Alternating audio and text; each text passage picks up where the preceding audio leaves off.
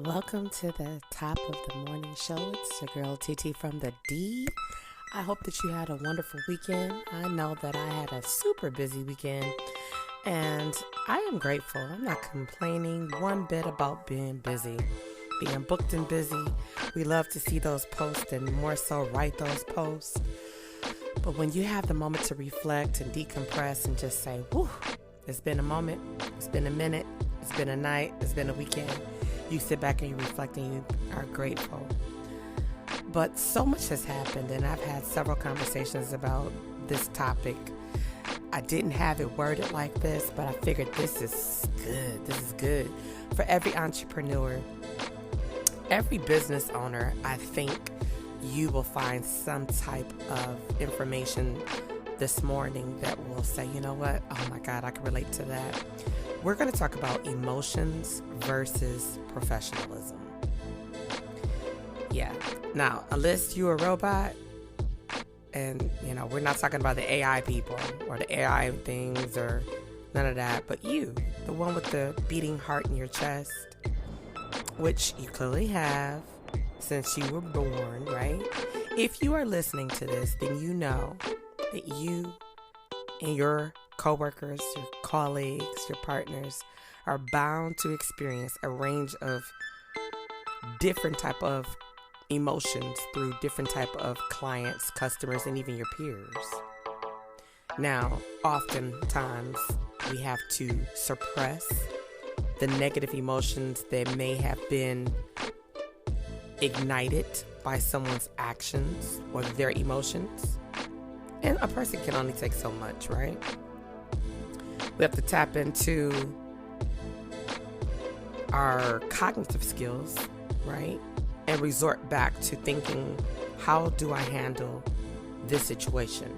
How do I handle this circumstance, right? You want to remain professional at all times, even when your client, your peers, your partners are not. And it could be a very tough pill to swallow. Let me be clear. I'm not saying it's going to be easy. You just, you're just going to have to suck it up. Yeah, I know at the end of the day, that's what we need to do. But is it super easy? No, it's not. Not at all. It's not easy by a long shot, but it's something we have to learn to do and make the best of it, right? This business as an entrepreneur is not for the weak. It's not for the saggy skin. You gotta have some tight, tough skin in order to deal with the different personalities of people in the world. Because if you don't, you'll be jeopardizing your business, your reputation, your character, your career. If you allow every single person to push your buttons, whether it's a man, a woman, a boy, a girl, right? We have to learn to focus on the big picture. Sometimes that can cause additional stress, but we have to adjust how we react, right? Because you know that saying, every reaction was from an action, sparked from an action. You have to decide every day you go out, every day you're on the phone, you take a call, every day when you respond to a text message or an email from a client, a customer, a partner, a peer. How am I going to respond? Now, some methods for me, if it's an email or text message, I'll type what I really want to say. Look at it, read it out loud, and then I erase it. And I go back and I rephrase what I'm going to say. Professional, right? You get more with a smile than you do a frown. We heard that growing up. Some of us. Some of you may have, some of you may not. There's so many cliches. You catch more bees with honey than vinegar, blah, blah, blah, blah, blah, right? Instead of becoming pissed off, overly upset, focus on the positive side of what you're dealing with, who you are, what you represent, and handle that accordingly. sometimes people will push the buttons and be rude, and you be looking like, I know you ain't talking to me, or I know they didn't just do that. You have to think, again, it's my character, it's my reputation, because some people are known to be rude and ignorant and belligerent. Oh my God, there's so many people, and I don't choose to knowingly work with folks like that because I don't like bad energy. But when you encounter it, as a beautiful queen said in a post I read the other night, it's easy to clap back, but at the end of the day, if one person's making an ass of themselves, you don't need to go ahead and make an additional ass. They're doing just fine all by themselves. Some people will have a self-reflecting moment and say, man, I shouldn't have talked to him like that. Or man, I shouldn't have talked to her like that. Or man, I shouldn't have talked to them like that. But then some people are so arrogant that they don't see anything wrong because that's who they are. That's their whole DNA makeup. And people dismiss it. They just ignore it.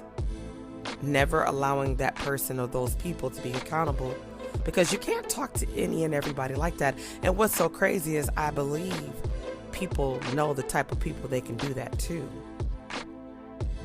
So again, you have to pick your battles. Choose to be professional, not emotional. And it can be difficult. I would be bull crapping if I said it's not. Emotional intelligence, it can really, really make you versus break you. And I know it can be frustrating when you got to deal with people who are not seeing eye to eye with you. However, you got to learn to respond professionally, not emotionally. Read some books, take some courses, inquire, do a survey, a poll. There's all kind of ways you can get the data, the information to help you be better. And if you lack these skills in this area, there's nothing wrong with seeking a better way.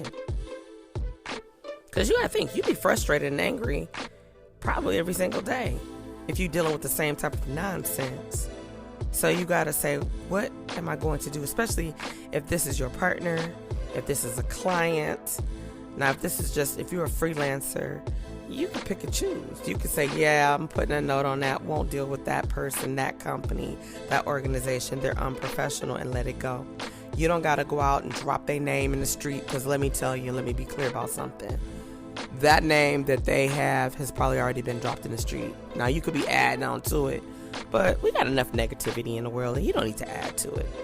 People see them. You don't got to put the spotlight on them. Don't give them no glory. Don't do it. All right? Don't do it.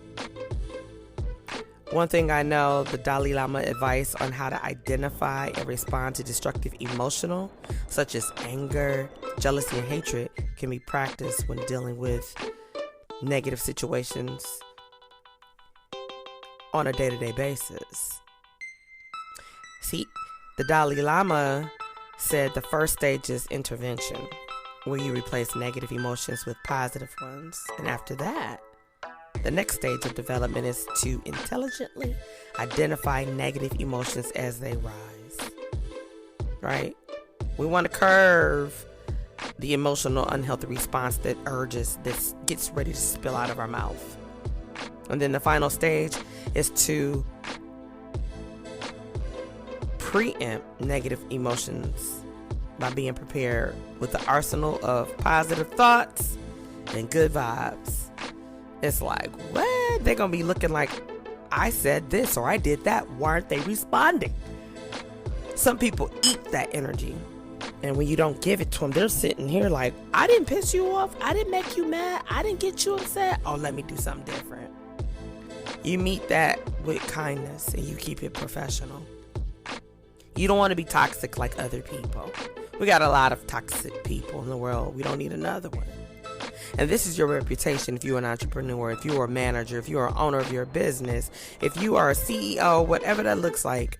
You got to learn to deal with things accordingly. You don't let nobody make you turn into something that you know you work hard not to be.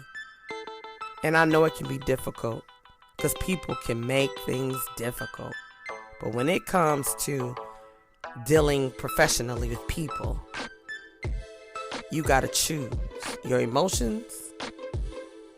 Even if that's your last encounter, if you'll never see them again, you don't know when you'll see them later in life or who they know. Or if you'll ever need them again, or they may need, you never know. I've seen it happen. It's happened to me. And I choose positivity over negativity.